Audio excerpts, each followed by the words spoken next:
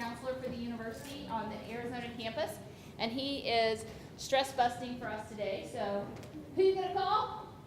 Art Matthews. So, well. There you go.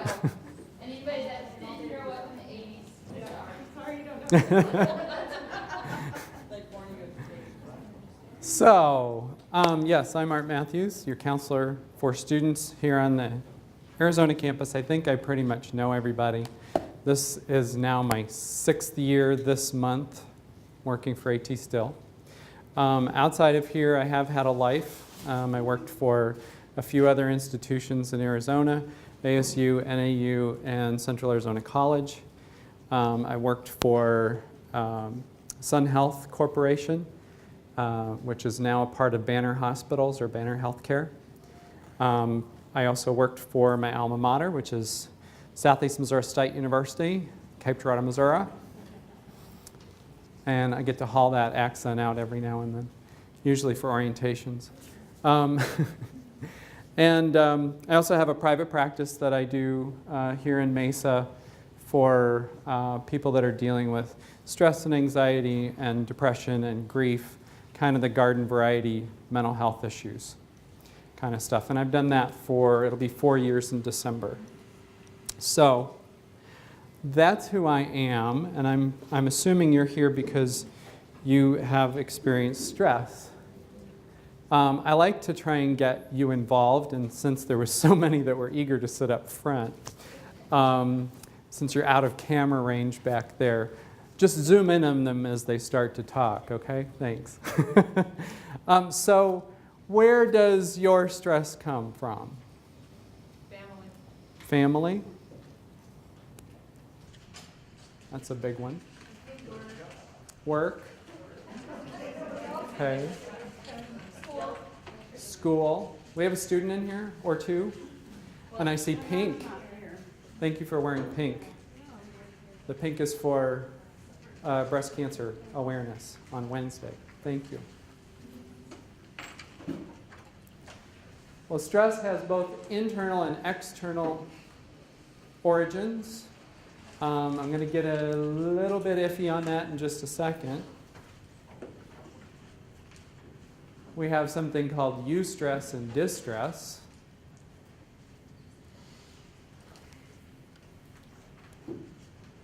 And I'd like to posit that ultimately almost all stress is self-induced. Anyone want to disagree? Except for Maslow's lower tier on his hierarchy of needs. Those kinds of things, if those needs are not being met, you have pain, you are hungry, you do not have shelter, those are true external factors that will impose stress on us. Environmental are often very external, pollutants, noise. Somebody did a poster presentation on noise the other day. I saw that and was very happy about that. Epictetus, my favorite Greek philosopher, said that men are disturbed not by the events that happen to them, but by the opinions they hold about those events. So basically, I guess he's saying that even pain you could be not necessarily distressed by if you thought you shouldn't have it. It was understandable that you have it and that it was tolerable. And people that are dealing with pain management kind of have to reach that level of acceptance that I can't do anything about the pain. The pain is a stimulus. It's a stimulus I don't like, but on some level I can tolerate it. To me, successful ongoing stress management requires a holistic approach, which we're the holistic university, we're the body, mind, spirit people. So I'm going to address each one of those today as we're looking through different interventions. But first, a little bit more about stress. Is all stress bad? Why not? Keeps you moving forward. Okay? I think it burns calories too. It should burn calories, but what comes along with stress that fights against that? Eating. Eating? Cortisol. Yep, cortisol will help you to retain fat. So this is my little diagram, and you notice my little surfer dude there. I use this a lot with students. That's where most of our students are trying to exist, is right on the edge of that stress wave. If there is very little stress, my happy butt is sitting on a beach, somebody's bringing me a cocktail, I'm watching the sunset. I'm not producing a whole lot. But if there's something reasonably important to lose or to gain, my focus is going up, my motivation is going up, my attention is going up, my persistence is going up. I want that thing or I don't want to lose that thing. And you can see right here is our comfort level with stress. Notice anything interesting about that with relationship to the curve, the performance curve? Do we do better beyond our comfort level? Yes. And somewhere instinctively human beings know that if we're pushed, we actually do better than where we're comfortable with our stress level. We get a little uncomfortable, boom. But you hit that breaking point, and suddenly you have fatigue, exhaustion, and breakdown. And it's kind of an inverse wave there. It's not a perfect bell-shaped curve. Where this is for each one of us is different. And it will move for each one of us depending on what sorts of stressors we're dealing with. I'm sure nobody in here has ever procrastinated, but maybe you know someone who does. Procrastinators like to use what? What's that? Excuses. Another word for that would be denial and distraction. They manage this lower level stress along and along and along, and then the deadline comes along, and what happens? Hyper-focus. They have a very narrow range of functional stress, but what they're probably not doing is managing their stress overall. So if we can put stress management into play, it increases our performance, and we could possibly even move this over. Last year in the summer, my father became very ill with congestive heart failure, and he died in September. I was living here for about 4 months, taking him to doctor's offices, taking him to the hospital, meeting the EMT people at his care home. And I know I was probably over here at least a couple of times, because it was not pretty. But I managed to put some things back into place to bring myself back over here. Now, it's very important that you understand this is performance. Students, where do you think you learn better? When you're moderately stressed or when you're not so stressed?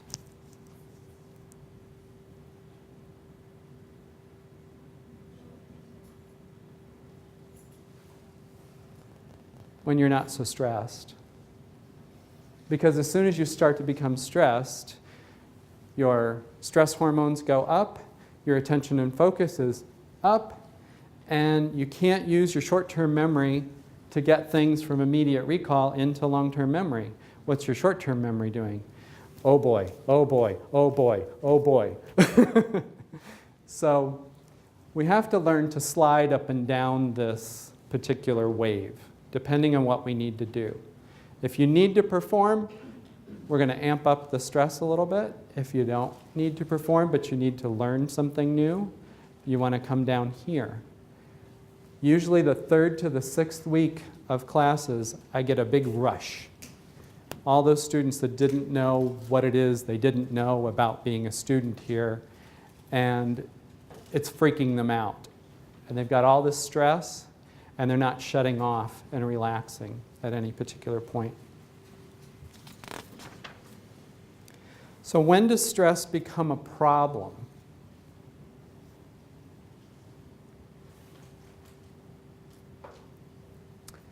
Bueller.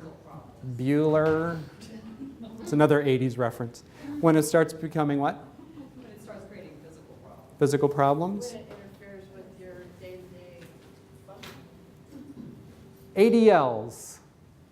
When it negatively affects how you function. Emotional function, mental function, physical and social.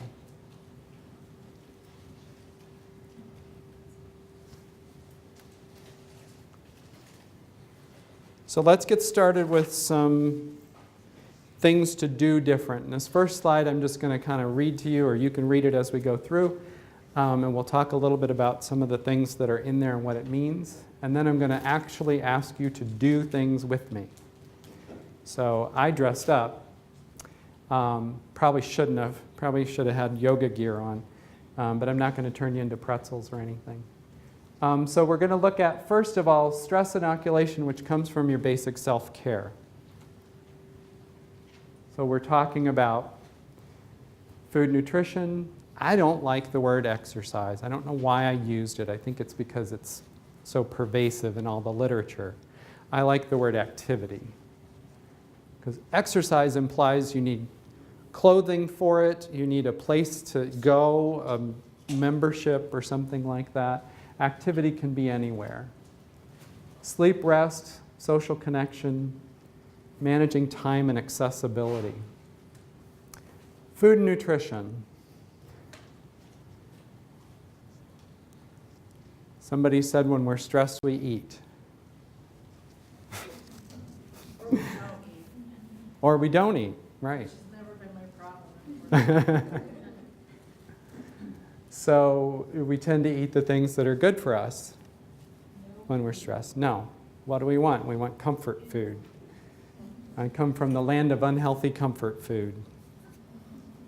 We used to call it white trash casserole. I can say that I'm from there. Egg noodles, can of green beans, or a pound of ground beef, a stick of Velveeta cheese,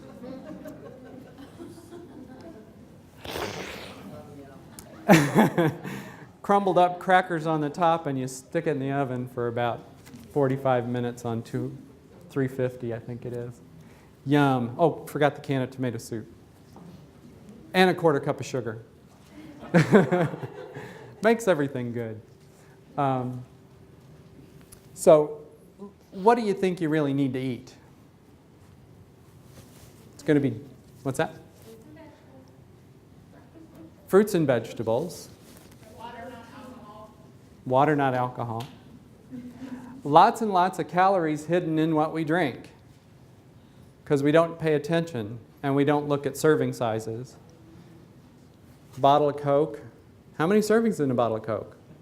Well, you'd think one because it's a bottle of Coke. That's one serving. I drink that. 2 to 2.5. So multiply the calories in a serving by that, and then you figure out how much sugar you got.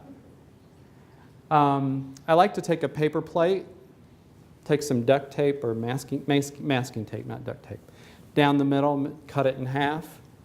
One side of that is your vegetables.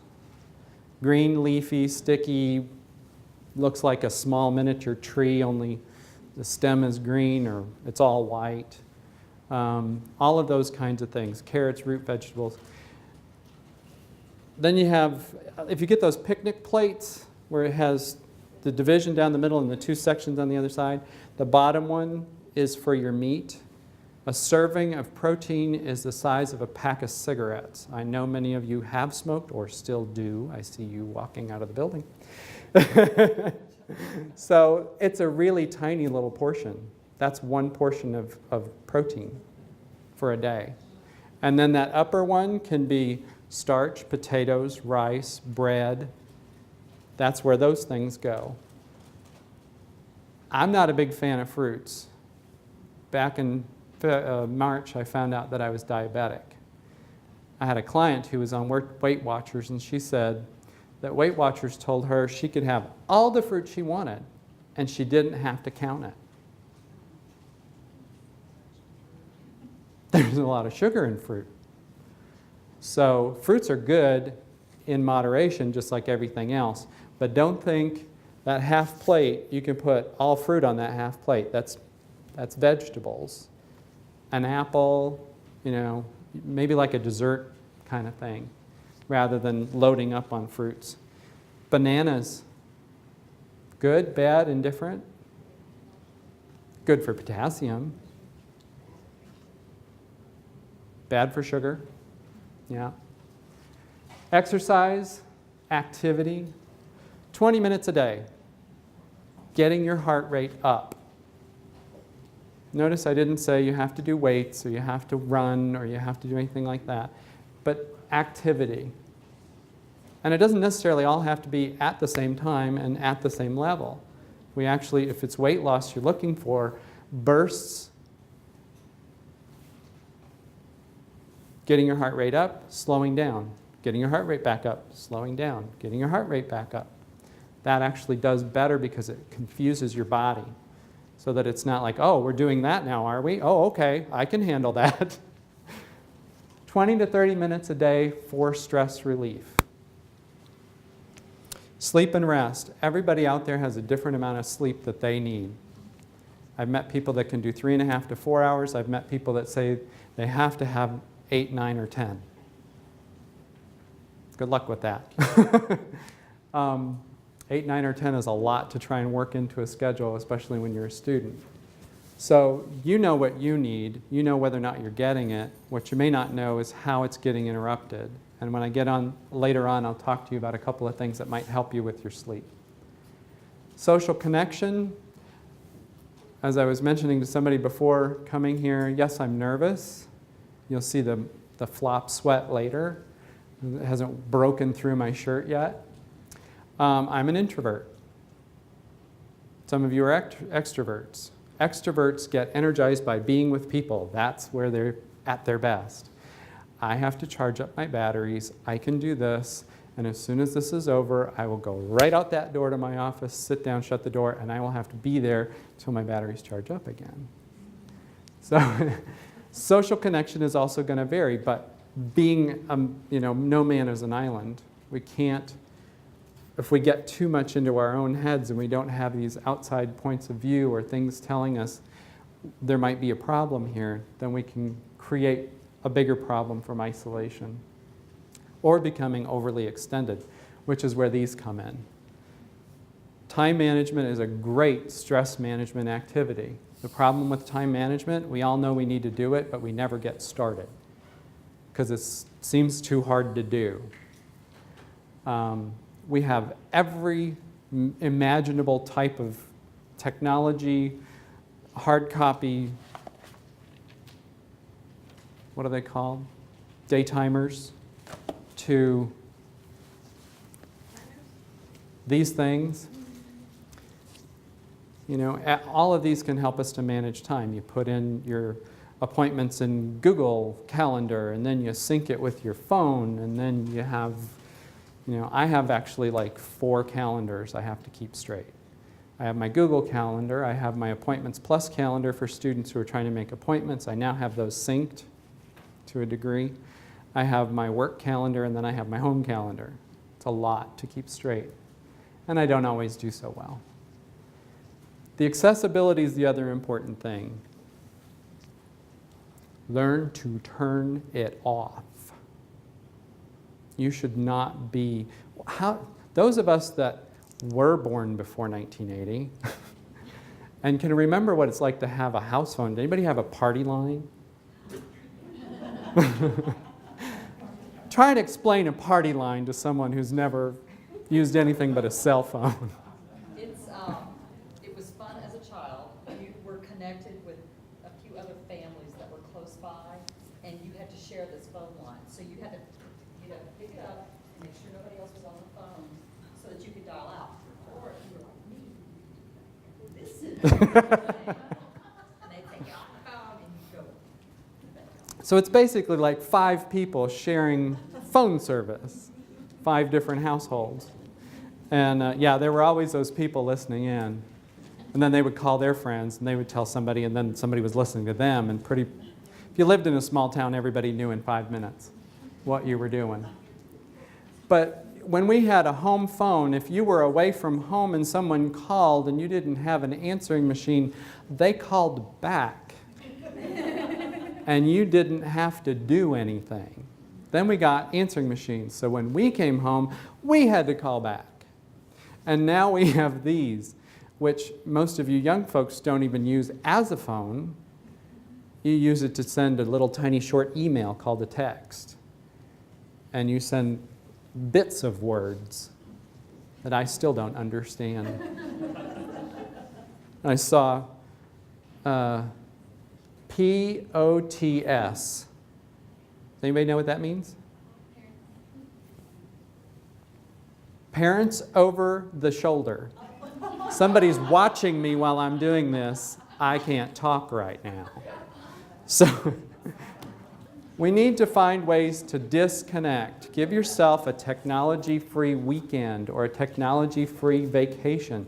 I heard of a place in Virginia on NPR over the weekend where it's like a 20-mile radius. There is no cell phone service, there's no television service, there's no radio service. There's nothing. It's a radio-free zone. It has to be because they have something set up there to listen into outer space, and all of those signals interrupt that. They said it's so sensitive it could register a snowflake hitting the ground. So they can't have any kind of signals. NPR, it was on NPR because somebody that owns a ski lodge close by has figured out how to make it happen within that range and not distress anybody. So looking at relaxation techniques that are body emphasis, what we would do, we're going to look at some behavioral and some cognitive. Oh, well, something happened with my animations. It was working fine, and now it's not. So the first thing I want you to do, forget what's written up there. We're going to learn a breathing technique I call wave breathing. Now, if you've ever watched a nice program on television, maybe it's public television, and you saw waves coming up on the shore, not the big crashing ones, but those long, slow, end-of-the-day waves that creep up the shore, and they kind of pause, and then they go back. I want you to keep that mental image in your mind of that wave coming up the shore. Maybe you don't even see the water, you just see the sand getting darker, and it kind of stops and pauses, and then it goes back. And we're going to breathe in that pattern. Okay? So exhale all the way.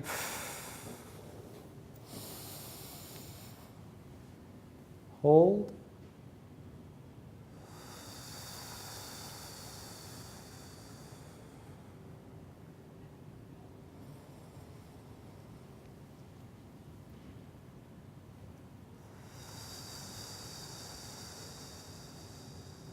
If I'm too slow, breathe faster.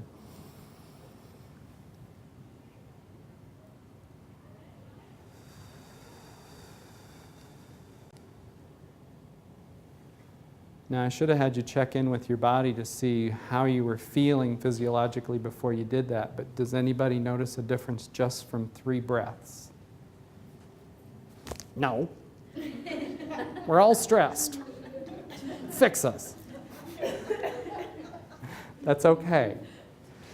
Does that breathing pattern remind you of any time or any kind of breath pattern you've seen with people? Sleeping.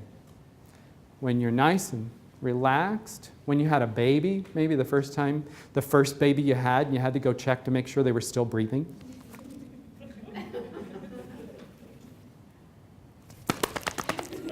Okay. Come on. Okay. In, hold, out, hold. There's all kinds of physiological benefits to that. Now, this breathing technique that started to pop up here is called, oh good, do that. Okay, do that, that's great.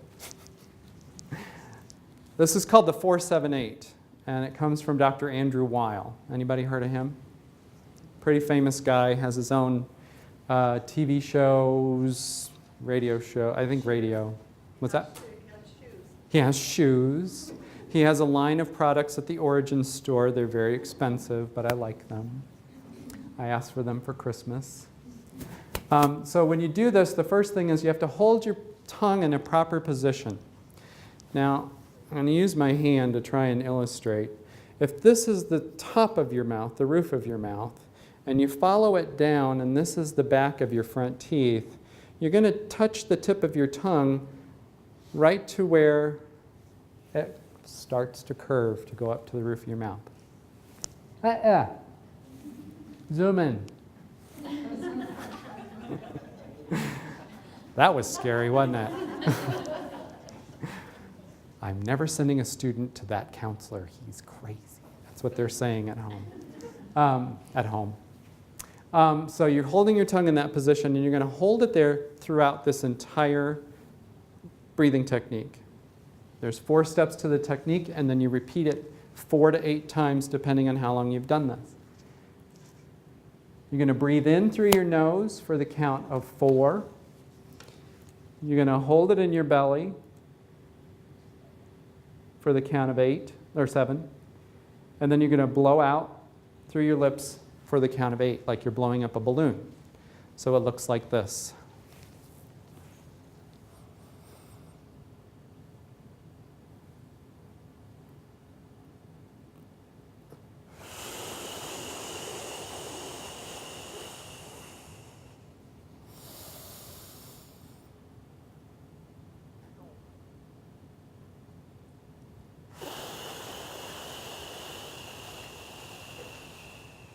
That was 2 cycles. Okay? I want you guys to do that. I'm going to count for you. I don't know if you could hear my breathing in, but I want you to hear your inhale through your nose, and I want to hear it exhale like you're blowing up a balloon, because you want to whoosh around your tongue. Okay? So, Are we sitting with our legs crossed, feet flat? actually, no. You should have your legs flat, open position. You can lay down if you want to. So, tongue in that position. We're going to breathe through the nose, hold for 7, out for 8. Ready? Yes? When you're breathing out, do you move your tongue? Nope. Keep the tongue in the same position the whole time. That's why you got to go around the tongue. Okay. So let's exhale completely. In for 4. 1, 2, 3, 4. Hold. 2, 3, 4, 5, 6, 7. Out. 2, 3, 4, 5, 6, 7, 8. In. 2, 3, 4. Hold. 2, 3, 4, 5, 6, 7. Out. 2, 3, 4, 5, 6, 7, 8. In. 2, 3, 4. Hold. 2, 3, 4, 5, 6, 7. Out. 2, 3, 4, 5, 6, 7, 8. Last time. In. 2, 3, 4. Hold. 2, 3, 4, 5, 6, 7. Out. 2, 3, 4, 5, 6, 7, 8. Feel anything different? A little dizzy, lightheaded maybe? That's the brain getting some oxygen that it didn't have a little earlier.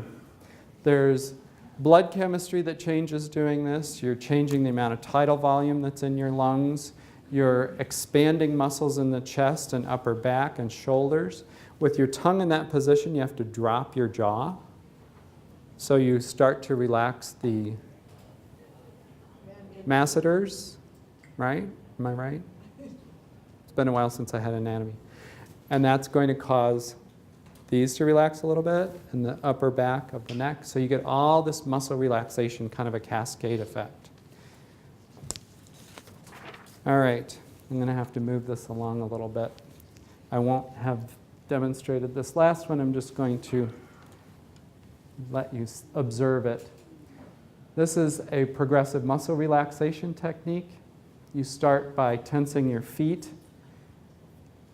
your toes and your feet. You tense for 15 to 20 seconds and then release for a little bit longer.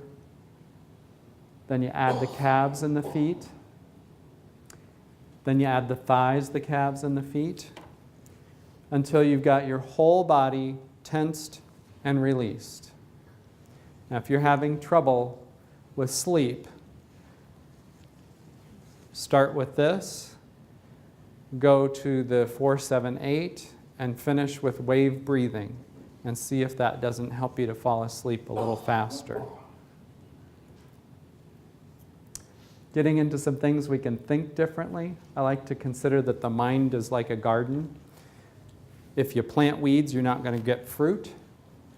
Negative, catastrophic, pessimistic thoughts are those weeds. We plant them and we tend them. We worry. We project. We judge things. So we develop fearful feelings, angry feelings, depressed feelings. We learn to calm our mind through breathing I call 3RB. The 3R is reasonable, rational, realistic, and the B is beneficial.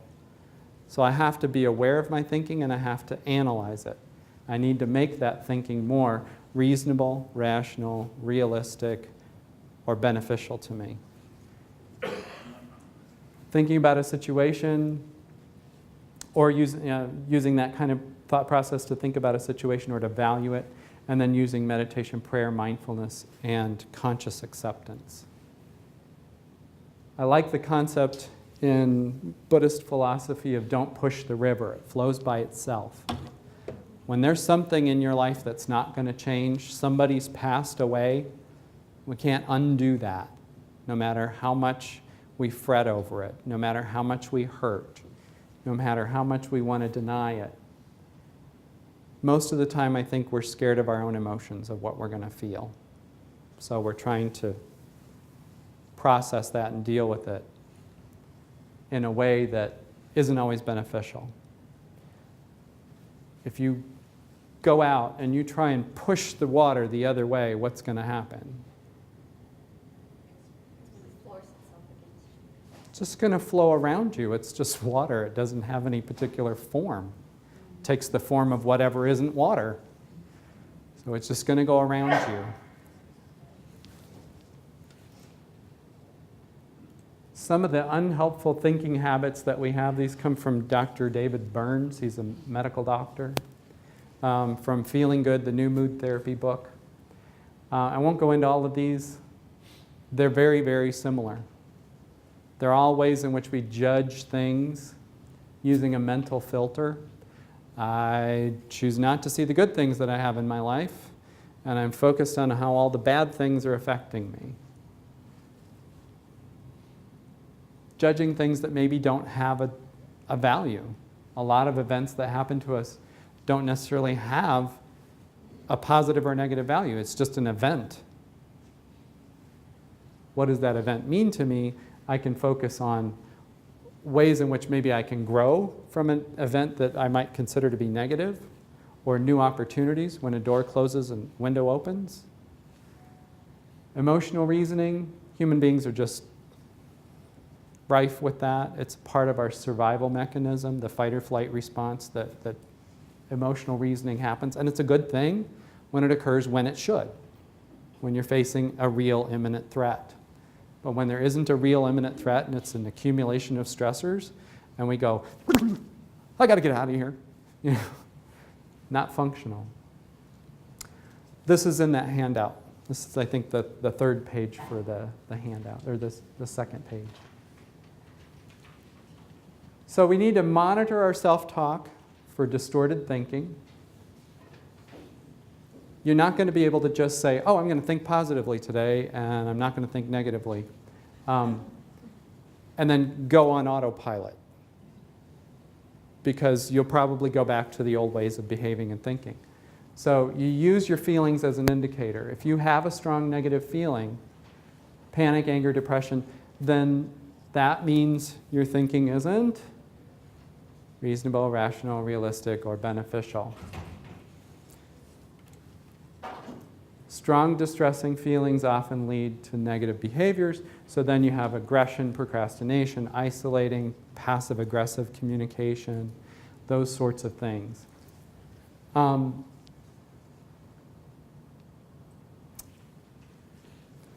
Sometimes it's like a little butterfly floats in and I go, oh, that's pretty. And my thought just goes right away. I had another thought to go with that.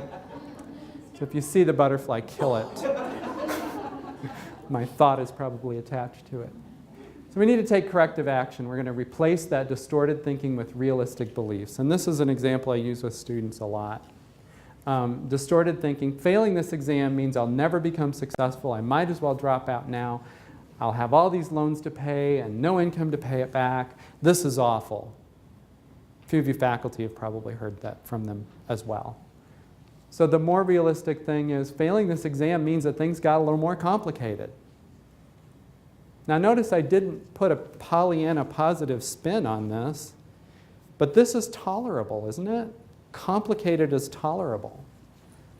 But awful? Awful is awful. Awful is not tolerable. Words matter.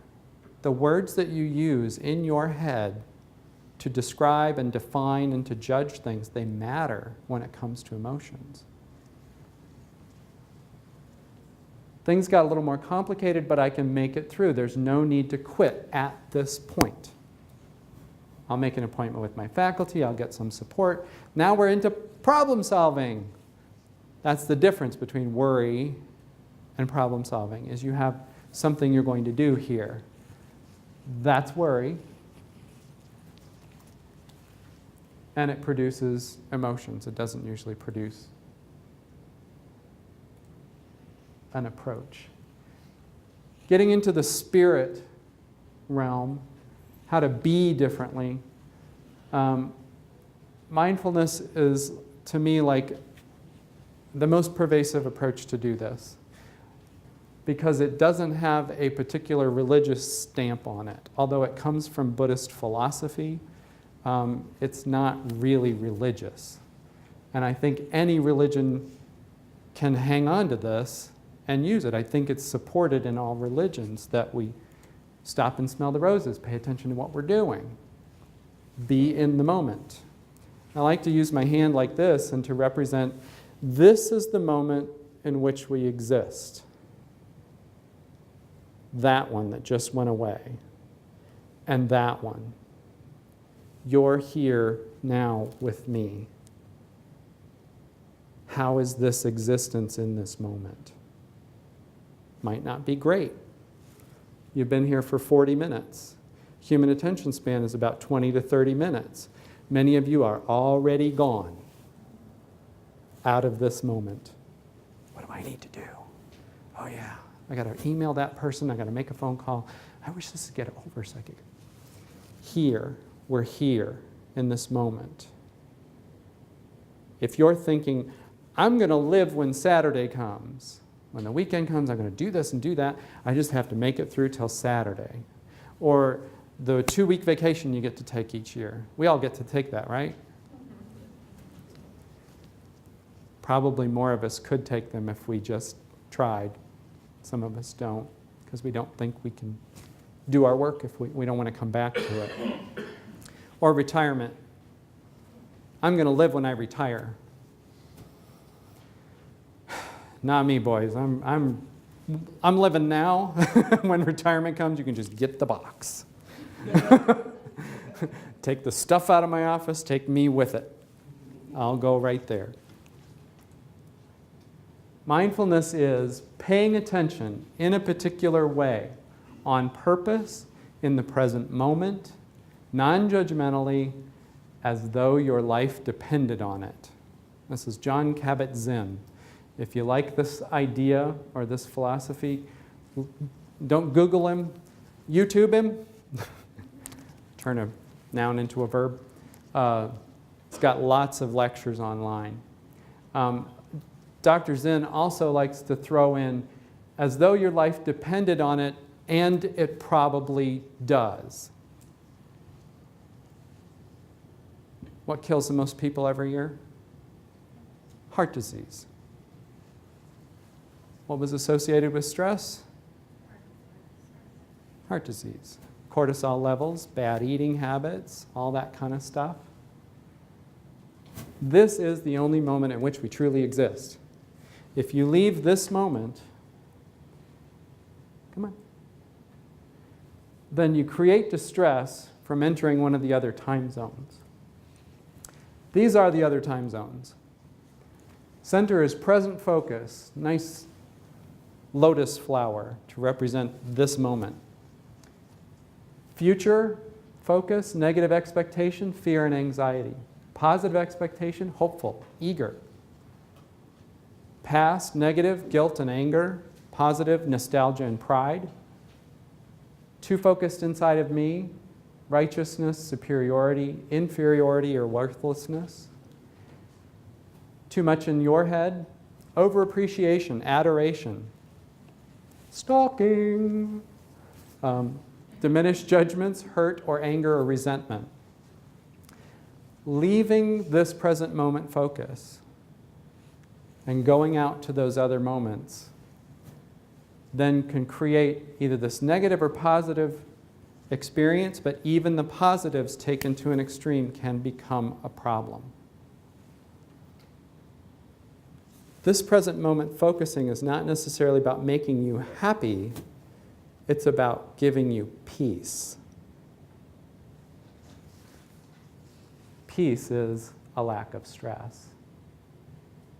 So what are you willing to change?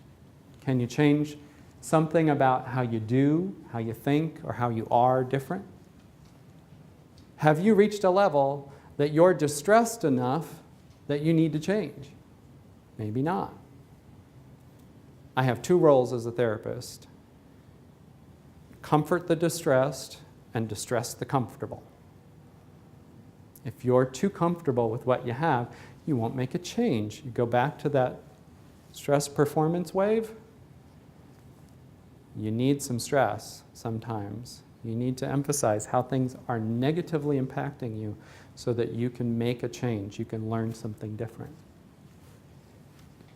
Reach for progress, not perfection. Too many times, especially when I'm working with somebody that has OCD or they have a panic disorder, they're like, I need something that will work now.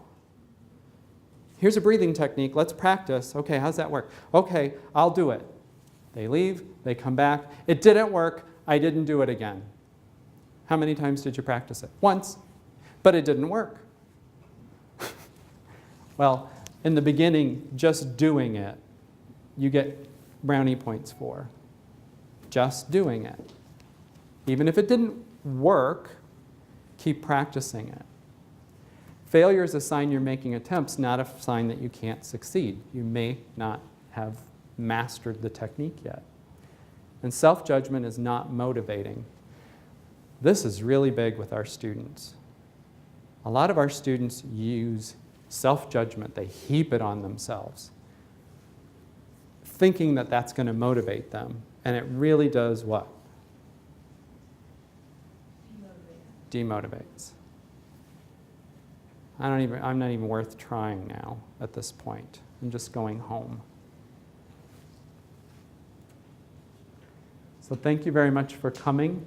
Please don't forget to breathe. If you take nothing else away from this and you practice the breathing, at least you've got that, and I think that will help. Thank you very much. Any questions?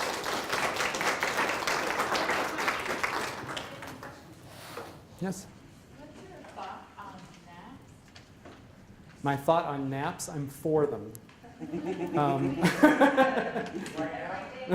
Yeah. I think you have to figure out a way to make it work for you. But I definitely think that power napping is a good idea. Sleep cycles are somewhere between 20 and 40 minutes. Oh, isn't that strange? It's kind of like a attention span. So I would do it in segments of that until you figure out what your sleep cycle is like. You don't want to wake up in the wrong sleep cycle because that just makes you feel worse. So try some variation of 20 to 40 minutes. Set an alarm. Let's have them get up twice a day. Other questions? Deborah? You said that the breathing techniques help with sleep. So do you recommend doing it throughout the day or close to bedtime or how many times? With the breathing technique, the 4-7-8, I recommend doing it twice a day, so morning and evening. And then throughout the day, anytime you start to feel stressed or you want a cigarette or you want to eat something you shouldn't have or any of those kinds of things, if you can delay, I used to smoke. I smoked for 35 years. If I wanted a cigarette, if I could just make it a few minutes from that point at which I was grabbing the cigarette and about to light it, you make it a few minutes, that urge goes away. Now, how many of you have seen an intense smoker? Somebody's been locked up inside an office building for 4 or 5 hours. What does it look like when they come out and smoke that cigarette? You